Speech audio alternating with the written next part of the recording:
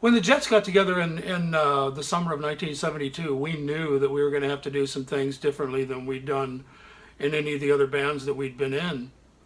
And one of those things was to book a recording session and do a demo. That was our first experience getting hooked up with an agency, and they were going to want a demo. And Greg Clemens suggested Golden Voice Studios. I didn't even know there was a studio down there. And none of us had ever been in a studio before, and we were just a bunch of kids. You have to remember that. I would just turn 19 years old, and Graham was like 16, and Randy Coates was 16 or 17, and Greg Wilson was that age. And I think Greg Clemens had just turned 18. So we were a bunch of kids, and we didn't know anything about that sort of thing. But Greg said, you know what, we're going to have to go in a real studio and do a real demo. And so we booked November the 22nd of 1972 at Golden Voice Studios. And we thought about it, and we thought, you know what, we've seen all these pictures of the Beatles when they're in the studio, and they look cool. So we thought, we can't just go in there wearing street clothes. That'd be crazy. And Graham was a camera bug, so he was going to take a lot of pictures of us. So what we did was, there was a place down in downtown Pekin called Petrusha's Folk Arts Bazaar. And they had all these weird clothes from all over the world, like Pakistan and India and all this stuff. And we went down there and picked out a bunch of stuff that would look cool to wear in the studio. So we, for the photographs and everything. So when we showed up at Golden Voice, Jerry probably got a pretty big kick out of it. I mean, we looked, a bunch of kids all dolled up in these weird clothes and stuff. And once we got loaded in, got all of our gear loaded in and got set up and mic'd up and got all the level checks and all that stuff taken care of, Jerry had us run through our first song, which was a song I wrote called Shake Me Up, which, by the way, was written about weatherman Rolly Keith's daughter, Terry Strubar, who I was crazy about at the time. And we were so prepared, we had rehearsed so much that when we did our first take, we nailed it. And Jerry was surprised because I really think that he thought, wow, it's a bunch of kids. I mean, is this going to be a real hassle trying to get anything done? But we were really prepared, and we nailed it in one take. And he called us up into the booth and said, listen to this. And we listened, and we were, hearing this stuff through these JBL studio monitors for the first time. None of us had ever heard anything that good. So we were just floored, going, wow, is that us? And he said, you know what? I think that is a keeper. And we thought so too. And so it was time to put the vocals on. And Jerry took me and Greg Clemens down and put us in a vocal booth, because it was Greg and I for that song that pretty much just did a duet. That was the only vocals on it. And we harmonized all the way through the whole song. And once again, we were so prepared, we nailed it in one take. And Jerry was like, wow, you guys should come up and listen to this. So we did. He goes, I think that's a keeper too. And we thought, well, great. We're not eating up all of our time, that we had booked. And he said, here's what I want you to do. I want you to go back down the vocal booth, you two guys, and do exactly what you just did again. And it kind of confused us, because we thought, well, wow, I thought that was a keeper. I thought the one that we did. He goes, yeah, it is. But what we're going to do here is have you go down and do it again. And that's what we call a vocal molt. And he goes, I want you to sing as close as you can to what you did in that first take. Match it up as close as you possibly can. And I'll show you what this does. So we went back down and did it again and nailed it again. And Jerry's, once again, just startled, and he said, come on back up in the booth. He goes, I really think that was a keeper too. So we went back up in the booth, and he said, that's really, really close. And he goes, I don't think you can do it any better than that. And we didn't think so either. And so what it did was it just widened the vocals out and fattened it up so much it just sounded fabulous through those big monitors. And we did all the songs, got all the songs recorded, and did vocal molts on everything, because it sounded so cool. We just thought, no, we got to do that vocal molt thing. And when we got everything done, we thought, well, I guess that's it. But Jerry called us up into the booth, and he said, listen, I just want to show you guys a few things, because he was really tickled getting to work with us, as much as we were tickled to work with him, because we were learning stuff left and right from him. And he said, he tried a few little mix things out, and he said, what do you think of that? And we were like amazed at everything. And he said, okay. He goes, well, do you see that little tiny speaker that's sitting on the desk? And he had this little, on top of the recording console, up by the meters, there was a little bitty speaker about this big. It was like 4-inch speaker. And we said, yeah. And he said, you know what that's for? And none of us had any idea. And he said, well, we're going to run a couple of your songs through this little speaker. And we thought, why? And he ran the songs through there, and he goes, you know why I did that?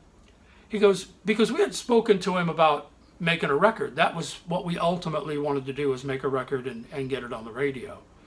And he said, well, if you guys get a record on the radio, this is a car radio speaker. And that is how people are going to hear you for the first time. You have to bear in mind, it was 1972. Very few people had car stereos. Everybody just had a regular AM radio in their car. And he said, this is the way they're going to hear you for the first time out. So you want to make sure that your mix sounds great on this little speaker, not just these big JBLs. So once again, we're learning stuff, and I was like, yeah, that makes total sense. And then he said, all right, what I'm going to do is I'm going to turn this down so you can just barely hear anything. And he goes, okay, can you hear that? We just barely heard a little bit of something coming through. And he goes, what do you hear? And I think it was Greg Wilson was the first, our drummer was the first one to speak up. And he said, I think really about the only thing I hear is a tiny bit of vocals and a tiny bit of drums. And Jerry said, that's exactly what you should hear if your mix is right for the radio. And once again, we didn't know that. We didn't have any idea. And so we got through all of that. And once again, we went back to talking about records and the whole, because we wanted more than, I mean, the other bands in the area had records on the radio. But we really wanted to succeed, and we thought we had what it took to do it. And we wanted to get a record deal with the record label. And so Jerry went back in his office and came back, and he goes, you know what this is?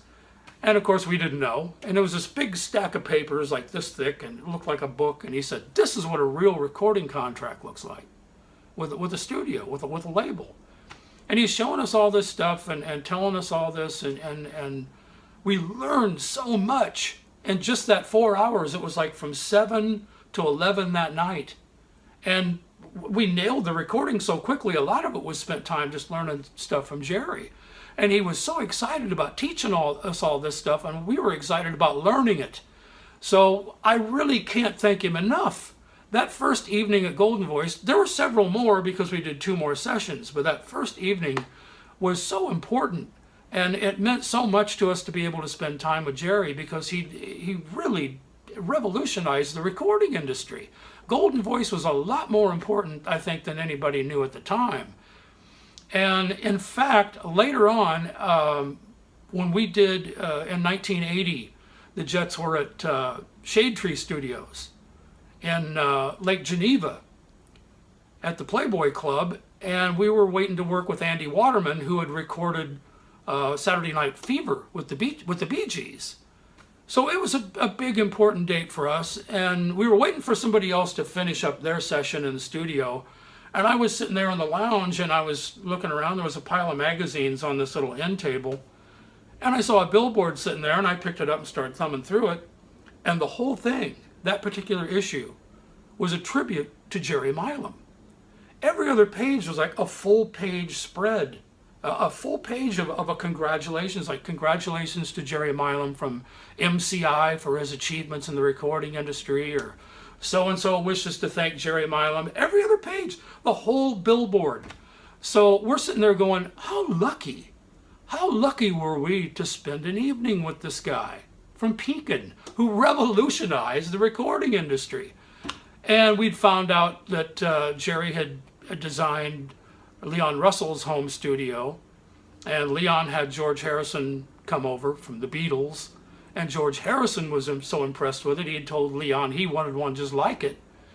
And we thought, this is just, just the fact that we got to spend this time with him was so important. It's something that none of us are ever going to forget in our lives. And I would, once that section was over with, because the next two sessions that we did at Golden Voice, Jerry wasn't there. It was Tom Byler. And Tom was great. No slight to Tom. It was great working with Tom. But it was so cool to have worked with Jerry, and I missed him so much that I used to go out to Milam Audio, and I think it was out behind Kmart in Pekin, Illinois, and chat with him out there, and just spend some time with him every now and then when I was off the road.